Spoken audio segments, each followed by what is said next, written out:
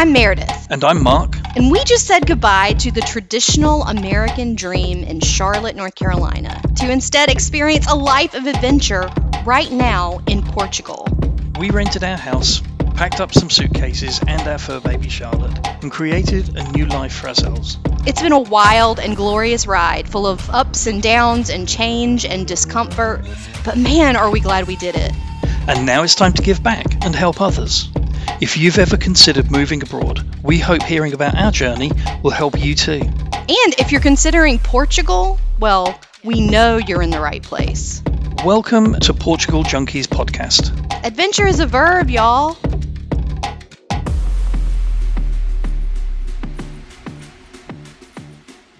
Welcome back, Portugal Junkies. Hello, hello. We're here for another riveting podcast. Oh, yeah. Full of content that you're going to love. Oh, yeah. We do have coffee this morning. Yep, I have cheers. I have a herbal tea, but it'll do. Oh, herbal. Herbal. You're so English. Hibiscus. I just fancied a change. Fancied? Yeah, I fancied a change, and it was either that or it was wine. I literally am 8 years into this relationship with you, and I still repeat Take the piss out of me. that you say. Yeah. Our first date, we joke about because he said, "What?"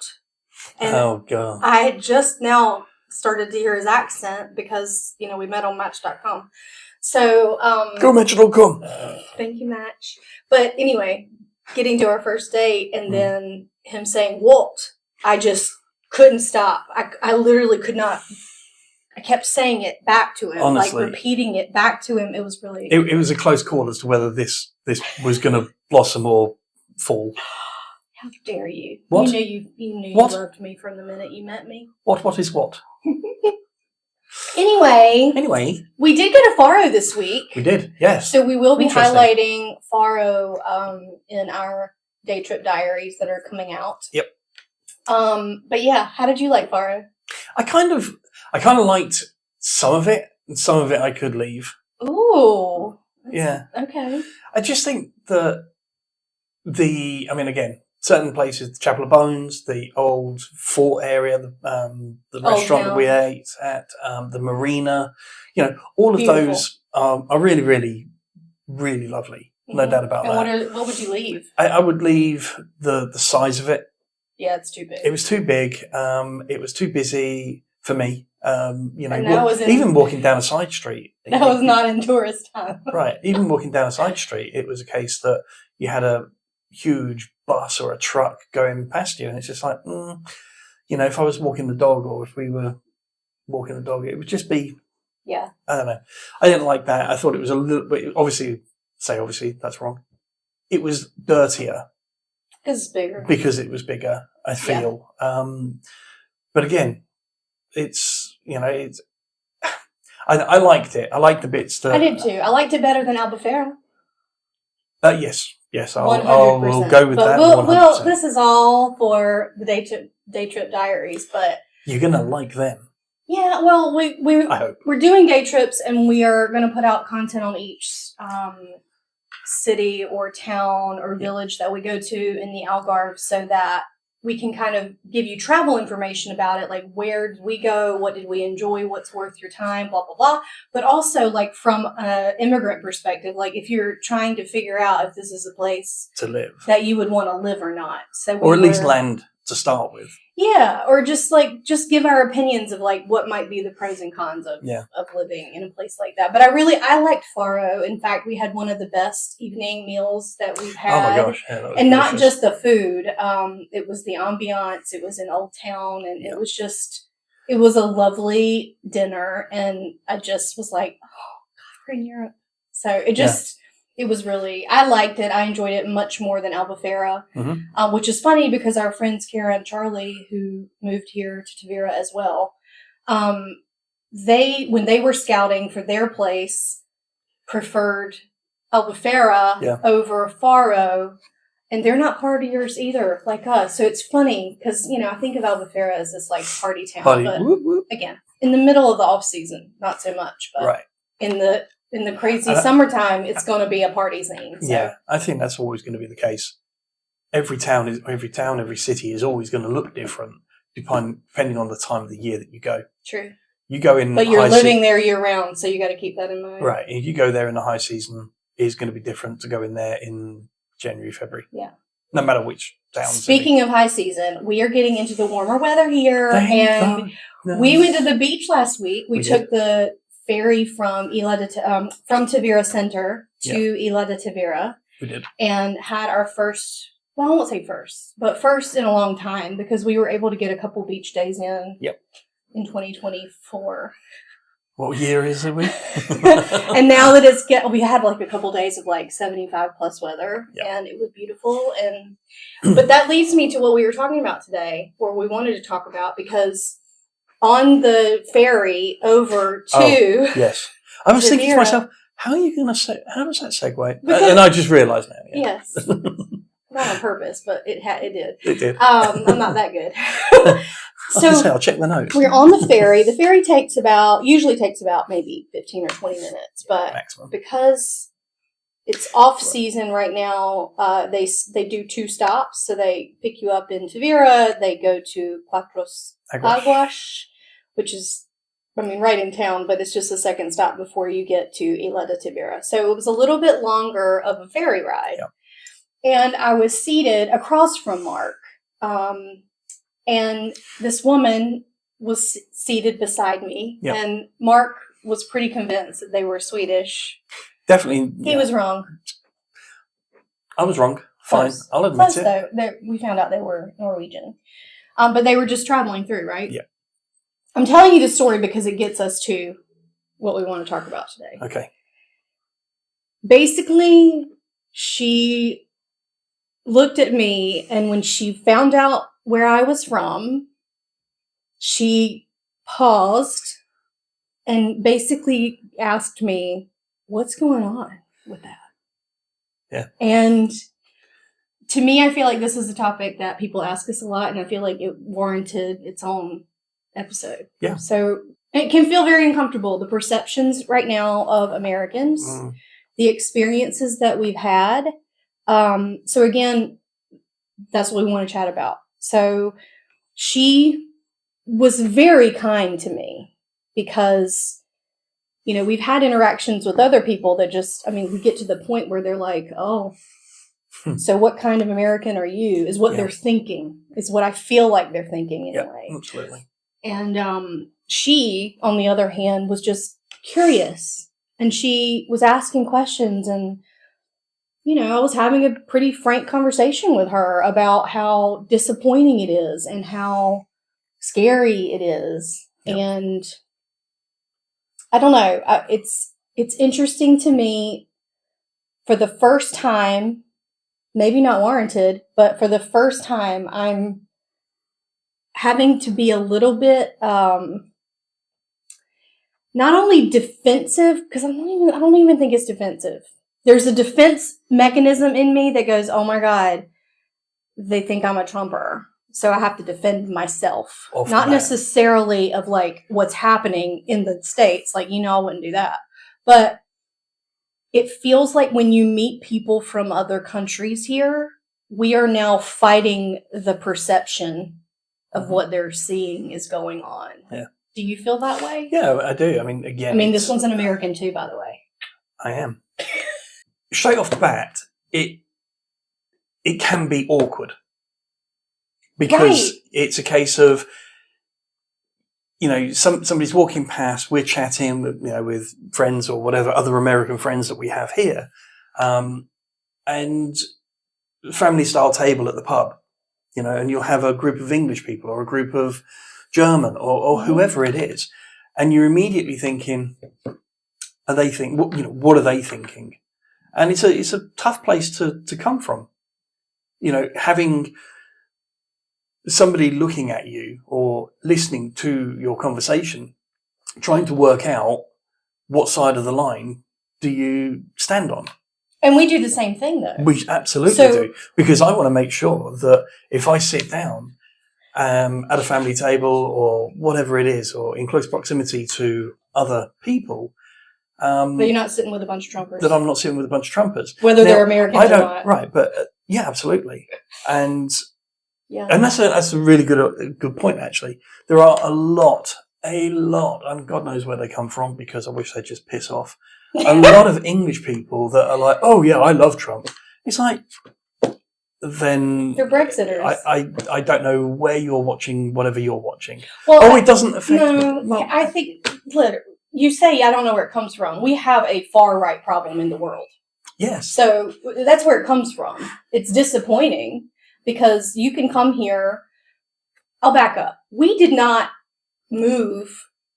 We moved before the crazy 2.0 took over, right? And so it's not that we were not frustrated with things that were going on in the U.S., but I wouldn't say that it was like the reason we moved. No.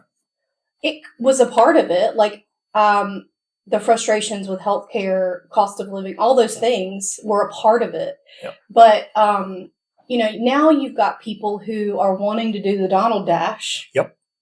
And there's a clear reason why they want out, right? And they're fleeing or trying to flee for a better life and existence, peaceful, all the things. Yep. So when they come to a place like Portugal, Americans might think, oh, well, maybe there are no Trumpers there. Or they're here. Maybe I don't have to fight any weird perception of what I am or who they think I am as an American because I'm an immigrant, right? Or I've moved or I left that. You still have, there's a stigma now. Yeah, I mean, I don't know if that's ever going to go, but it's excuse me, it's always going to be there. You think it's always going to be there now? Yeah, I do, because I think like that we have in the last 70 odd days, I saw a meme or whatever it was, and it basically said from the end of World War II to today was X years, but in order to go back from today back to end of World War II has taken like 70 odd days, and it's just turned the clock back so significantly in terms of different rights for different groups of people, everything. And it's just absolutely horrific. My dear, sweet listeners, I say this with all the love in my heart. If you haven't traveled in beautiful Portugal yet, what are you waiting for? You are missing out big time. Iconic beaches, delicious wine, centuries of history, and honestly, some of the most beautiful people that you will ever meet. Why do you think we moved here? So, when you're ready, we are ready to help you plan the most perfect customized Portugal itinerary just for you, and more importantly, how you like to travel. Family trip with the kiddos, lazy girl travel, history buffs, foodies, combinations of all of those, we got you. After exploring Portugal since 2022 and then immigrating here, we're really excited to build travel plans for you that help you see this gorgeous, special place by understanding the way that you like to travel. Book a free call with us right now on our Stan store at stan.store/PortugalJunkies, and we'll talk through your ideal trip and start planning your customized Portugal itinerary. You'll even get your final itinerary on an app to use during your trip for easy access right on your phone while you're here. Remember, adventure is a verb, y'all. We're excited to help you plan yours. But, going to the point where the Norwegian lady that we were speaking to, it was like, how on earth could it happen? And I'm not getting into the politics of which way people voted, but it's just the fact of how, I think her point was, how can a felon, a convicted criminal, be elected as a sitting president? Yes. Pure question. And how very are we not simple, doing very, anything about it? very unemotional. How can that happen? Because when it happens in other countries, I'm not saying every country because it does, but in other countries, you see it in France, you see it in England. If somebody's done wrong as a politician, generally speaking, they're off out the door. And it just, I don't know. You don't have words for it. I don't have words for it because I just cannot understand how it occurred. that it was even allowable. Not Because that we've it, never not that had- it won, but that it was allowed. We've So- never had. And I to- think that's the thing that a lot of people won't be able to see past, because from a European perspective, particularly, they won't see that should have been allowed. You know, so Yeah. it is that way that, I don't know, I think it just comes down to what you were born, or where you were born and how you were brought up. You know, what politics and what, Well, the norm for politics in those countries too. I mean, even Boris yeah, he stepped down, right? Or he was pushed out, or whatever you want to call Whichever it, way you wanna look at because it. right, it's like, I don't know. It's frustrating to me on so many levels. But when I'm in that interaction with the Norwegian lady the Yeah. other day, who, again, I say was so kind to me, because she obviously didn't align herself with Trumpism, For right? sure. But she was asking questions in a way that was curious and concerned. And then at the end, basically, she said, I feel sorry for Americans right now. Yeah. And so the reason why I bring that part up, it was probably the most important part of the conversation for me, was that either through the conversation with me or just her own empathy and understanding, that most of us don't want this. Hmm. And it's being forced upon us as Americans. It's also blemished us in a way that is embarrassing worldwide. And so maybe she felt my embarrassment. Maybe she was trying to comfort me in some way. Yeah.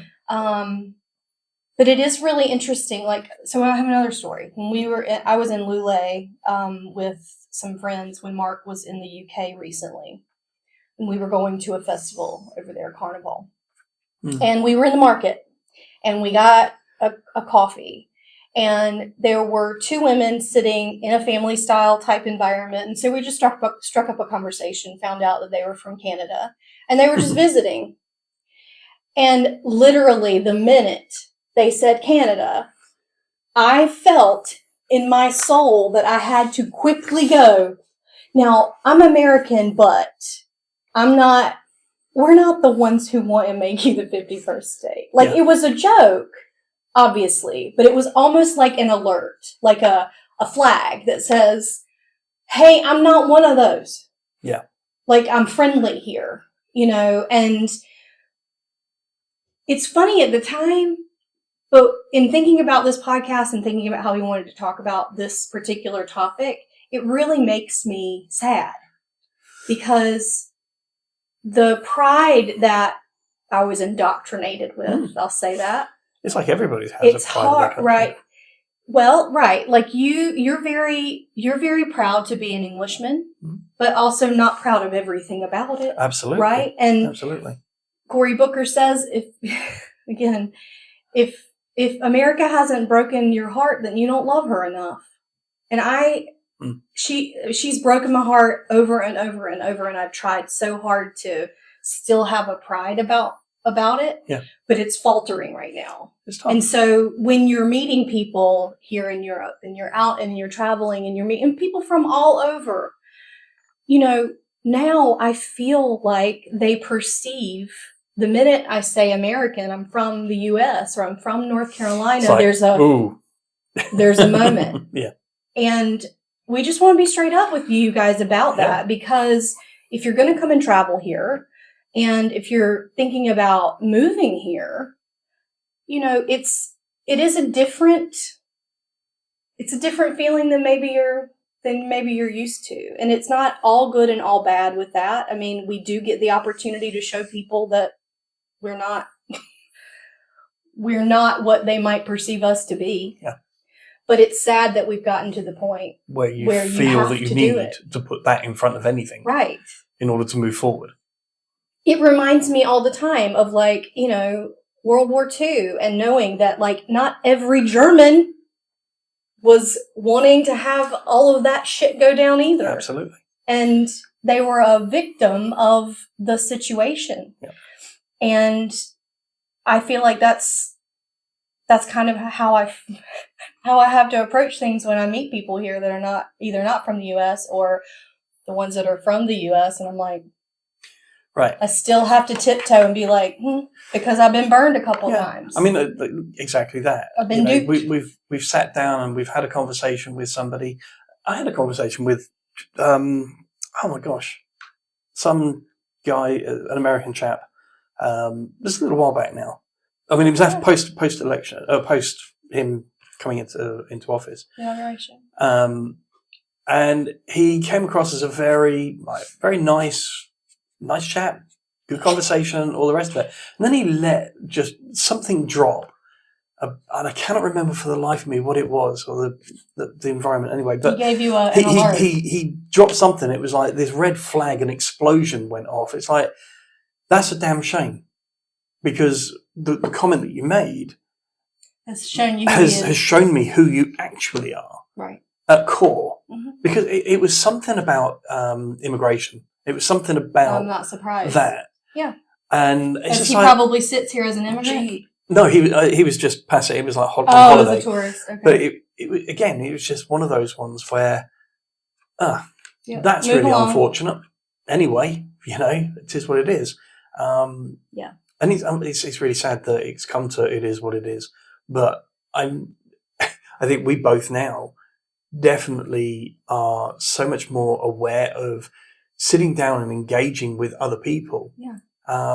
Particularly American, because you want to, but you also don't want to feel like you're going to have this conversation and then be duped. By, and you've wasted your time. Hey babe, how many times do you think that we rode the should we or shouldn't we move to Portugal roller coaster before we actually did it? I don't know, maybe like 193 times. Wouldn't it have been so cool if we had us during that time, to talk to? Absolutely, I'd love talking to us. Me too! So, we've decided we are going to be the us we needed for you guys. If you want to shoot the shit, ask us anything, or just get some real life perspective from our experience of moving from the U.S. to Portugal, we are now opening up our calendar for one-on-one calls. We can also hook you up with some of our best legal, immigration, and tax partners who helped us along the way. You can choose a mini call for 30 minutes, or if you're talky-talky like me, an hour, and we'll hop on Zoom together to answer anything we can for you as you try to decide what's best for you in your potential move to Portugal. Book with us right now on our Stan store at stan.store/Portugal Junkies, and we'll see you there. Here's the other thing. I'm not spending my time with people like that. And so if you're showing me who you are, then it's a very quick conversation and it's sayonara, bitches. That's just it. That's just it for me. I'm at the age where I'm like, I don't I'm need not to tolerate spending my it. time. I don't need to tolerate it. Right. And it's too big of a deal. It really is now. Yeah, it really too is big now. of a deal. So, yeah, I think again, there's all of the things about, well, we came here to live in a different country, in a different culture, in a different language, and that's our purpose. That's our why of something, or some part of our why why we moved here. And I just find it so much more fun, if you like, sitting down, talking with people from Norway, talking Germany, Italy, France, wherever. Yeah. England, sure. But yeah, there are some everybody's out there that are like right leaning and all the rest of it. And yeah. Time is short, and I didn't come here to get waylaid by all of that. Yeah. Well, I guess the moral of the story is, there are definitely, I see people asking all the time, well, why do you think going to Portugal is any better? I mean, they're conservative there. It's getting bad everywhere. There's far right groups rising up everywhere. Mm-hmm. Okay, sure, yeah, it is, and there are some of those people that exist here, and so that is the truth of it. I don't know. I've just been thinking a lot lately about how we're being perceived and these interactions that we're having and what we have to do about it. Yeah. You know what I mean? Like, how do we handle those situations? And maybe we should have a podcast that's just about how American tourists are perceived in Europe. Maybe. Right? And it's not necessarily all positive and all negative, right? It's more of the situation of like, if you're going to travel here, what is it that you want people to remember about interactions with you as Americans, right? Like, we have to do it bit by bit, because right now it's an uphill battle, I think, because the blemish is big. And people, like our brand, unfortunately. how about that? Our brand is pretty damaged. Is pretty damaged. And so, I don't know, maybe that's something that we'll talk about next time. It'll be interesting as well, because it makes you wonder if, some people, anybody that's listening to it that doesn't really realise what side of the line we already stand on. And if that's if you, they don't know then that by now. Don't know which rock you haven't been called from. Thank you. Along. Yeah, Move bye.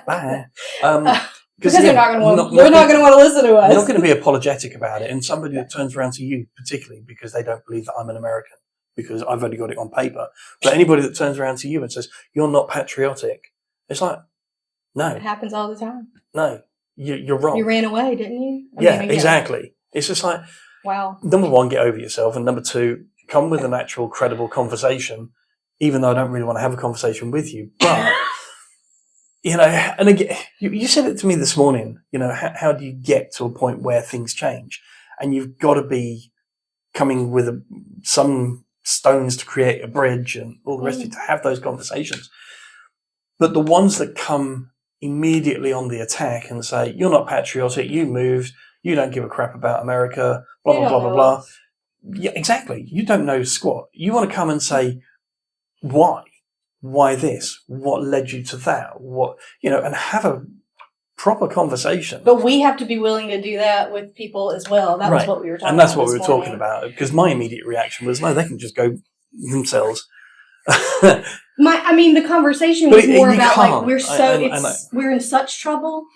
We're in such trouble in the U.S. and the division is so deep now that if we don't come to the table and practice some sort of angry grace, because right now I'm still pretty fucking angry with anybody who voted for him. Yeah, absolutely. But when I think about it, where are you going to get? What are we going to get if we dig our heels in and we're just angry? Like, so if we give a little bit of angry grace to people, maybe that it's like these people that realize that they've really messed up and that they contributed to this, that they take some responsibility, then we start a conversation. But if we are just literally still so polarized, we're never going to get anywhere. Right. We're never going to get anywhere. So that's what we were talking about this morning. Because he was just angry and I was trying to figure out I was like, how do we do it? And for anybody that's listening, can you hear that? That is not a nuclear air raid warning. Yes, I'm drinking coffee at 1 p.m. here. That's our 1 p.m. That's the 1 o'clock Bomberos klaxon firefighting siren. Like a tribute, isn't it? Yeah, I think it dates back to like the 50s, 60s maybe. When it goes off at 1 p.m. 1 o'clock was the as I was told, it helped all the fishermen, all the people that were working, know the time so they could go to lunch. That's because really not everybody had a watch. Yeah. And, it was one of those the things town where, crier. it took over from the town crier. But ultimately it's so that everybody is partaking at the same time. And it does make and that's you go, pretty cool. oh, every day I'm like, oh, this is the cutest little Actually, place. no, what it is 1 o'clock. If we're both, I wonder what the time is. I wonder what the time is. Hey, honey, do you know what time it is? Anyway. Well, maybe next time we'll have a conversation about, from a tourist perspective, if you're going to visit here, like how people perceive Americans, how we perceive American tourists. Yeah. Because we had a couple of interactions that we could talk about there too. Yeah. I think actually what would be really interesting is a couple of the restaurants that we know, the people that we know, like around town, or my barber, or your nail tech and things like that. Yeah. Have a quick conversation with them and just one line question for like, a what do you 2 or think 3 of line American answer. tourists? And get a read from people Yeah. who live here, that are Portuguese, that live here. What do they think? Yeah. Because that really starts to help you understand. And quite frankly, what can we help you understand before you come? Like, Yeah. What if you care enough as a tourist to not be negatively perceived when you visit here? Like, are there what are things the that you things can that do we in can? advance? Yeah. But anyway. Yeah. Well, thanks so much. Yeah. That's it. We're gonna Have some lunch today. Yeah, and this tea is going to change to wine very shortly. go visit our friends. We're gonna go out to eat. Yeah. Like the sunshine. Yeah, I'm going to go to the pub and afterwards and with Charlie and play some darts. I'm very English. Anyway, thank you guys. Thank you See very next much. time. See you very soon. Bye. Bye. Cheers, y'all. Cheers.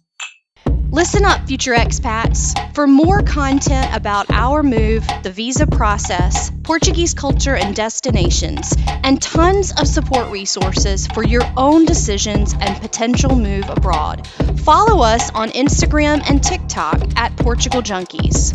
Stay in touch and help us reach more people by subscribing here and following us there. Cheers, y'all!